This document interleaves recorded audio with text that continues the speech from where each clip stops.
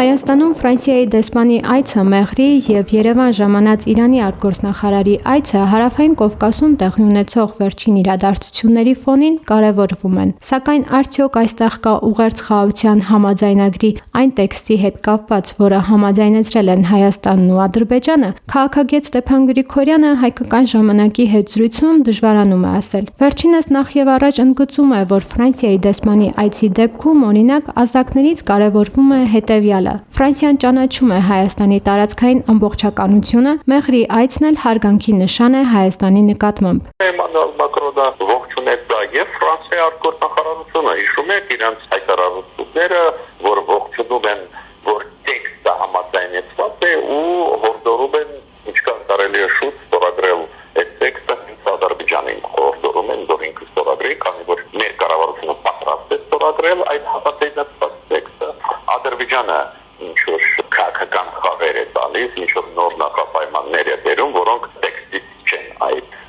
17 կետերից չեն։ 17 կետերից զատ նոր պահանջներ կան, որոնցից մեկը Մեղրիով անցնող ճանապարհն է նաև, հիշեցնում է Գրիգորյանը, բայց պատահական չէ մեծ թվով պետությունների կողմից խաղաղության համաձայնագրի ողջունումը, սկսած դեմոկրատական երկրներից մինչև արաբական աշխարհ, որն էլ Ալիևին պետք է հասկացնի, էլ ոչինչ չի կարող կորզել Հայաստանից, իսկ աշխարհի ճնշումը շարունակում է իր դեմ գնալ։ Արդյոք այդ ճնշումներից է նաև Ֆրանսիայի դեսպանի այցը Մեղրի եւ Իրանի արտգործնախարարի այցը Երևան, վերջինս նկատում է։ Առաջի հերթին դեսպանի այցը սահմաններ Ֆրանսիայի։ Իրանի արտգործնախարարի այցը պետք է մի քիչ այլ կոնտեքստով, որ ստեղ մերոնք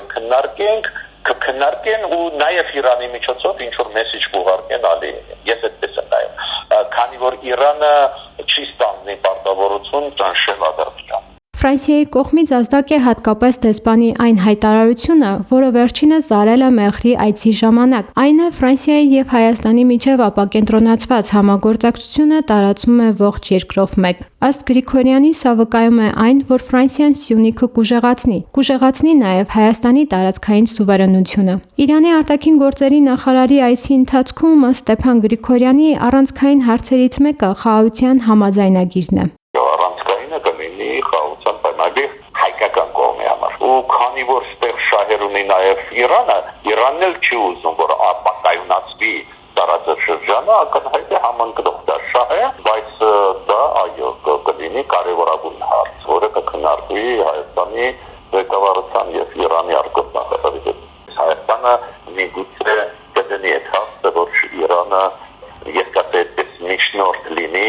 Ադրբեջանի հետ, որ Ադրբեջանը ստորագրի խաղաղության պայմանագիրը։ Քանի որ Ադրբեջանը համաձայնվեց նրա հետ, որ այդ վերջնական տեքստ է, չէ՞, Ադրբեջանն էլ հայտարարեց, որ վերջնական տեքստ է, ուրեմն վերջի քայլը մնաց ու ստեղ Հայաստանը այո, այս այցելությունը կարող է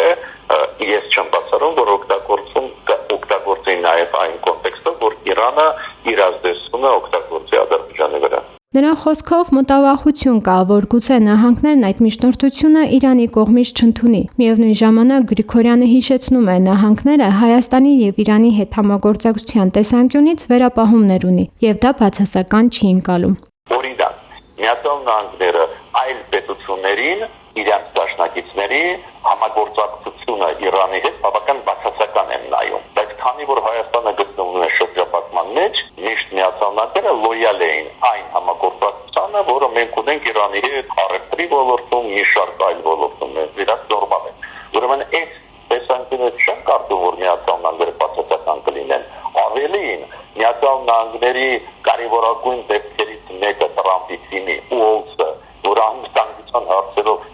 գլխավոր խորհրդականն է, ողջունեց այս համաձայնացումը տեքստի Հայաստան-Ադրբեջան ու ավելին ասեց, որ Ադրբեջանը ինչքան կարելի է շուտ պետք է ստորագրի,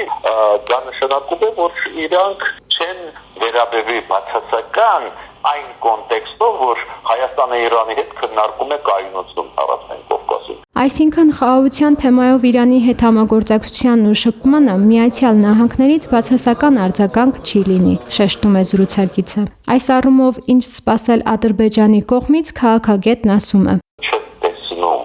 Ադրբեջանի կողմից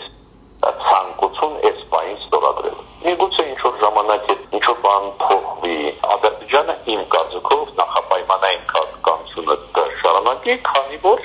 համարում է, որ ինքը ավելի ուժեղ վիճակում է, ուրեմն կարող է մեզանից ավելի շատ գործել։ Մենք իմ կարծիքով այն փաթեթը կոպիտ ասած զիջումների, փողզիջումների իմ կարծիքով պետք է փակենք, որ Ադրբեջանը հասկանա, որ այլևս անիմաստ է նոր նախապայման դնել։ Հիմա պետք է ստորագրել այդ փաստաթուղթը, հետո առաջ կգնա։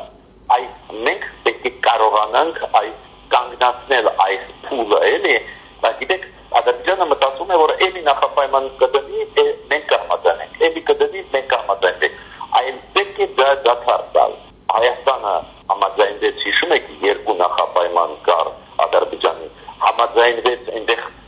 փոքր վերապահումներով, համաձայնվեց ու այդ 17 կետերը, չէ, համաձայնագրի Հայաստանը ընդունեց ու այդ երկու վերջի կարևորագույն կետերի հետ էլ համաձայնվեց փոքր փոփոխություններով մեր կողմից, բայց այնուամենայնիվ Ադրբեջանի պահանջների, ուրեմն այս ես կասեի այդպես փոխզիջումներով, միակողմնային զիջումներով պետք է բավարարենք, ավարտենք, դա ի վերջո կստիպի Ադրբեջանին կոնստրուկտիվ լինել ստորագրել։ Ստեփան Գրիգորյանի խոսքով Հայաստանի դիվանագիտությունը պետք է կարողանա հաղթահարել ու անցնել այս փուլը։ Մի կողմից լինելով կառուցողական, մյուս կողմից էլ կարմիր գծեր դնելով, որ Ադրբեջանն այլևս պահանջներ չի կարող ներկայացնել։